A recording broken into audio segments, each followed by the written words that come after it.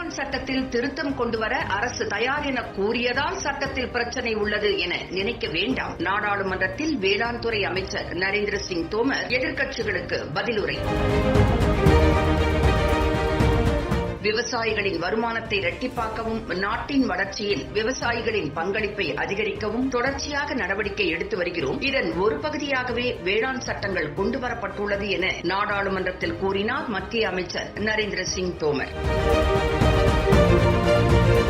விவசாயிகளின் உற்பத்தி பொருட்களுக்கு குறைந்தபட்ச ஆதாரமாக அவர்கள் செலவு செய்த தொகையை விட கூடுதலாக 50% தொகை வழங்கப்படுகிறது. தன்னிறைவு இந்தியா திட்டத்தின் கீழ் விவசாய உள்கட்டமைப்பு நிதியாக 1 லட்சம் கோடி ஒதுக்கப்பட்டுள்ளது. விவசாய துறையில் தேவையான முதலீட்டை பெறுவதற்கு தொடர்ந்து முயற்சி செய்து வருகிறோம். விவசாயிகள் உற்பத்தி செய்த காய்கறிகள் மற்றும் பழங்களை ரயில் மூலம் கொண்டு செல்லப்படும் என யாரும் நினைத்திருப்பார்களா? மேலும் 100 விவசாய ரயில்கள் வர உள்ளன. குளிர்பதன கிடங்கு வசதி துவக்கப்பட்டுள்ளது. இவை மூலம் விவசாயிகளுக்கு உதவி கிடைப்பதுடன் அவர்கள் உற்பத்தி செய்த பொருட்களுக்கு நியாயமான விலை கிடைத்து வருகிறது. வேளாண் சட்டத்தில் திருத்தம் கொண்டுவர அரசு தயார் என கூறியதால் அந்த சட்டத்தில் பிரச்சனை உள்ளது என நினைக்க வேண்டாம். குறிப்பிட்ட ஒரு மாநிலத்தில் உள்ள மக்கள் தவறாக வழிநடத்தப்படுகின்றனர். வேளாண் சட்டத்திற்கு எதிரான விவசாயிகள் போராட்டம் ஒரு மாநிலத்திற்குள் மட்டும் சுருங்கியுள்ளது என்றும் அங்கும் விவசாயிகள் தூண்டிவிடப்படுகின்றனர் என்றும் அவர் கூறினார்.